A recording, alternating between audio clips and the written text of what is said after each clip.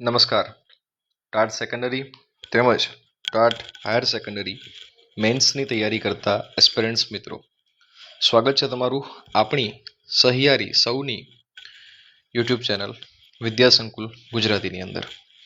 આજે આપણે ગુજરાતી ભાષા સૌંદર્ય પુસ્તકના જે ભાષા નિયામક કચેરી દ્વારા પ્રકાશિત થાય છે તેના જોડણી સેક્શનમાં પાર્ટ 2 જે આપણો બાકી હતો એ પાર્ટ 2ની આજે કમ્પ્લીટ કરવાના છે.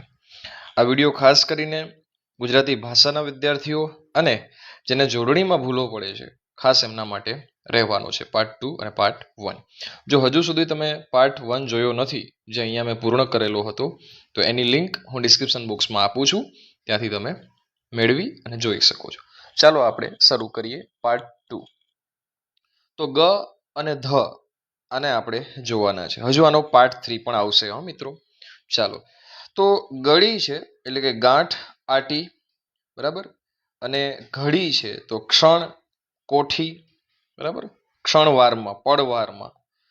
ગણું એટલે કે થી ગુણતા આવે તે, મલ્ટીપ્લાઇઝના સેન્સમાં છે, ગુણ્યા 2 ગુણ્યા 3. અને ઘણું એટલે વધારે. પછી ગણ એટલે વર્ગ ટોળું, શિવનું ગણ, શિવગણ, બરાબર. ધણ, માફ કરજો, ઘણ છે એટલે હથોડો. પછી ગામ એટલે વસવાટનું સ્થળ અને ધામ એટલે ઉકળાટ અથવા તો બફારો. આગળ વધીએ તો ઘામ છે અહીંયા મિત્રો. ગાલ એટલે મોંની બાજુનો ભાગ છે અને ઘાલ એટલે પંગત અથવા તો નુકસાન. ગુણ છે એ સ્વભાવ દર્શાવે છે અને ગુણ છે એ કીડો દર્શાવે છે, બરાબર. ધૂણ છે, કીડો દર્શાવે છે. પછી ગેર છે અને ઘેર છે. ગેર તો આપણને ખ્યાલ છે, આની પહેલા પણ જોયું પાર્ટ 1માં, નિષેધવાચક છે. ગેરો એટલે ભૂકો અથવા તો ગેર, અને ઘેરો એટલે ઘેરાવો. ગોળે એટલે પેઠે, માફક, એની ઘોડે આપણે જનરલી બોલતા હોય. અને ઘોડે એટલે ઘોડા પર, અશ્વ પર. ગોરી એટલે ગૌર વર્ણની અને ઘોરી એટલે ઊંઘણસી. ગોળ એટલે આકૃતિ છે, જૂથ છે, બરાબર છે. અને ઘોડ એટલે ગભરાટ થાય. જ્યારે ગોળી એટલે ગુટિકા, વાસણ, અને ઘોડી એટલે ઉગાડીને. હવે જ અને જનો જો સ્થાનફેર થાય તો ભાષામાં એના શું બદલાવ આવે છે. જમવું એટલે ખાવું થાય અને જમવું એટલે ઝરવું, પ્રવાહી થાય. જડી એટલે જડીબુટી વાળી ઔષધિ થાય અને ઝડી એટલે ઝાપટું થાય. જાડી એટલે ભરાવદાર અને ઝાડી એટલે વનરાજી થાય. ઝાડ એટલે ઝાડું ઝાડી થાય, જ્યારે ઝાડ એટલે જ્વાળા થાય. જરા એટલે ઘડપણ આવી ગયું અને જરા એટલે ઝરણા. ઝરી એટલે લગાર, કશબ, વીરને ઝરી ભરેલા સાફા, ઝરણ રેલો. જણ એટલે વ્યક્તિ થાય અને ઝેર એટલે તાબે કરવું થાય. ઝણ એટલે ઝીણો અવાજ થાય, જ્યારે ઝેર એટલે વિષ થાય. જો હું બોલું છું પણ એ સેન્સમાં કે જેથી તમે એને સમજવાનો પ્રયાસ કરી શકો. અને જોડ એટલે જોડકા, જોડોનું જોડકું થાય. અને જોડ એટલે ભૂત થાય. ભૂતમાં સંધિ, જોડણી, માફ કરજો, યાદ રાખવી. પછી છે ટ અને ડનો વિપર્યાસ. કટી એટલે કેડ અને કડી એટલે હૂંક કે આકડી. કટકો એટલે ટુકડો અને કડકો એટલે સાવ ખાલી.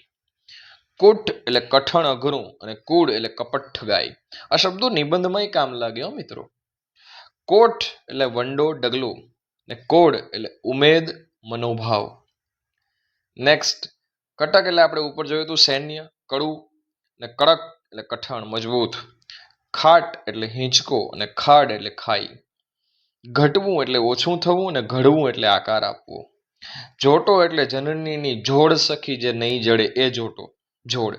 અને જોડો એટલે પગરખું. તટ એટલે કિનારો અને તળ એટલે ફાડ, ચીરો. તોટો એટલે ખોટ, નુકસાન, અને તોડો એટલે સાંકડું એટલે કે પગનું આભૂષણ, પગની પાયલ. ખન ખન થાય ને એ. ચાલો, પટ એટલે પાસ, અસર, અને પડ એટલે થર, ઢાંકણ. ફાટ એટલે તરળ, ભેદ, અને ફાડ એટલે ચીરી, કડકો, કકડો છે. રટવું એટલે બોલવું અને રડવું એટલે રુદન કરવું. વટ એટલે આબરૂ, જ્યારે વડ એક વૃક્ષ છે. વાટ એટલે રસ્તો પકડો, દિવેટ, અને વાડ એટલે આડાસ, બોર્ડર, બરાબર. વાડ એટલે વાડ થઈ ચીભડા ગળે. લાટ એટલે મોટો સાહેબ, તમે તો બહુ મોટા લાડ સાહેબ રહ્યા. અને લાડ, આપણે એને લાડ લડાવીએ, બાળક છે ને રાજી રાખવું તે. પછી જે ઠ અને ઢનો જબદલો. જો મિત્રો તમે અહીંયા સુધી વિડીયો જુઓ છો ને, તો હું તમને ગેરંટી આપું છું કે તમે એક કોમેન્ટ તો આપી જ દેશો. પણ હું ઇમ્પોર્ટન્ટ વાત એ કરતો હતો કે તમને કંટાળો કદાચ આવતો હોય, પણ આ છે ને જે ભાષાવાળા છે ને વિદ્યાર્થીઓ, એને તો ખાસ જોવું જોઈએ. તમે આટલું બધું ઇન ડિટેલ કદાચ ક્યાંય નહીં જોયું હોય. થોડો કંટાળો આવશે તમને પણ પરીક્ષાની અંદર તમને આ યુઝફુલ થશે. વાંચેલું ક્યારેય એડે નથી જતું, યાદ રાખજો. કઠે, હું તને કઠું છું, ખૂંચે છે. કઢે એટલે ઉકાળે. કાઠું એટલે કઠણ બાંધો, ને કાઢું એટલે બહાર ખેંચી લ્યો, કાઢી લ્યો. ઠગ, મહા ઠગ જે બૈતું, લુચ્ચું. ને ઢગ, ઢગલા ઢ છે. પીઠ એટલે વાંસો, અને પીઢ એટલે ઠરેલ, મેળાનું એક લાકડું, અને પીઢ વ્યક્તિ પણ આપણે કહીએ. બુઠ્ઠું, અને જોડણી યાદ રાખો. ધાર વિનાની તલવાર એટલે બુઠ્ઠું, બુઠ્ઠી તલવાર. મઠ એટલે કઠોળ છે, અને મઠ એટલે ઋષિઓના આશ્રમને મઠ કહેવાય. બુઢ્ઢું એટલે ઘરડું, અને મઢ એટલે માતાનું સ્થાનક. બરાબર કે નહીં? ચાલો, મઢવાડી બોલતા હોય ને. વેઠ એટલે વેતરું, અને મીઠું એટલે ગળ્યું મધુર નમક પણ થાય. વેઢ એટલે વીંટી, અને મીંઢું એટલે જે ઓછું બોલતું હોય એને મીંઢા કહીએ આપણે. બરાબર, ચાલો આગળ વધીએ. ડ અને દ ની જો અદલા બદલી થાય તો શું થાય? તો ડર એટલે ભય છે, અને દર એટલે ભાવ છિદ્ર છે. ડામ એટલે ચપકો, અને દામ એટલે પૈસા. ખોડ એટલે એબ, અને ખોદ એટલે ખોદવું.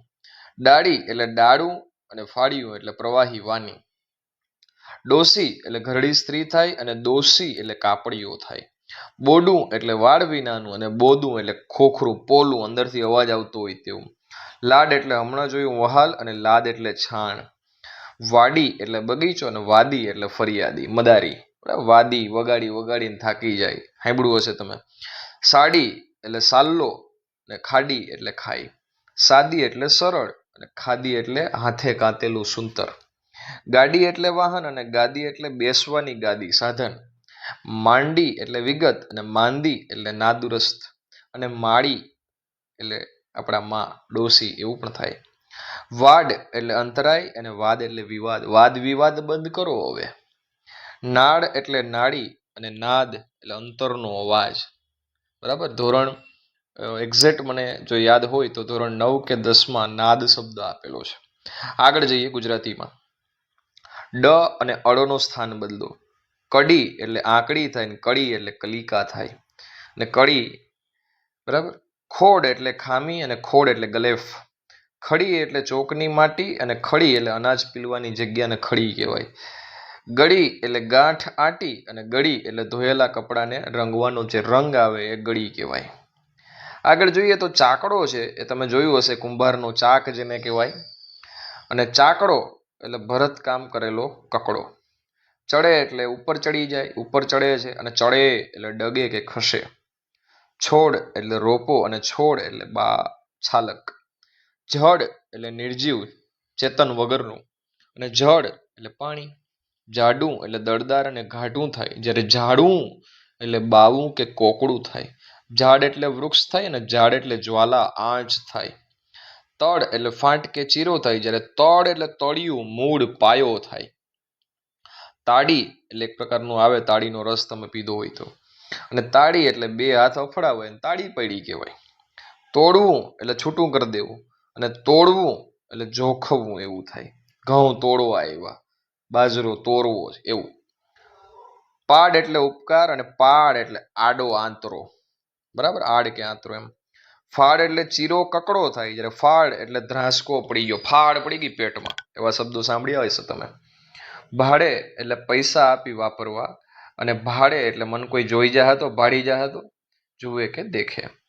ભાડું એટલે મહેનતાણું, જ્યારે ભાડું એટલે જોવું કે દેખવું. ભોડું એટલે માથું, અને ભોડું એટલે સાલસ. માડી, હમણાં જ મેં તમને કીધું હતું ને માડી. માતા અને માળી એટલે ઓલો બગીચા વાળું ફૂલ વેચનાર. મેડો એટલે માળ, અને મેળો એટલે ઉત્સાહ, મેળાપ. રાડ પાડવી, બૂમ પાડવી, ચીસ પાડવી. અને રાડ એટલે સળગી ઉઠે તેવો એક પદાર્થ છે, રાડ, રેઝિન. લાડ એટલે પ્યાર અને માન થાય, જ્યારે લાડ એ ચીકણું પ્રવાહી છે. વાડ એટલે આવરણ થાય અને વાડ એટલે કેસ પણ થાય. લડી એટલે મને એ બહુ લડે છે, મને બહુ ઠપકો આપે છે, અને લડી એટલે ઝૂકીને નમીને. જો તમને ન યાદ આવતું હોય ને તો આને યાદ કરો, લડી લડી લાગું પાય. કીર્તિદાન ગઢવીનું ગાયેલું એક ભજન છે માતાજી માટે. છેલ્લે જોઈએ આપણે આજના લેક્ચરમાં, સાડી એટલે સાલ્લો, હળી એટલે દોટ. હળી કાઢીને પૂગી ગયા, દોડીને પૂગી ગયા. આ સાડી એટલે વહુની બેન થાય, બરાબર. હળી એટલે ગોઠી જવું, ખાડ એટલે ખાઈ, અને ખાડ એટલે મોરી અથવા તો નેક. તો મિત્રો, આ સેશન આપણે અહીંયા પૂરો કરીએ છીએ, અને વેરી નેક્સ્ટ સેશનની અંદર આપણે પાર્ટ 3ની શરૂઆત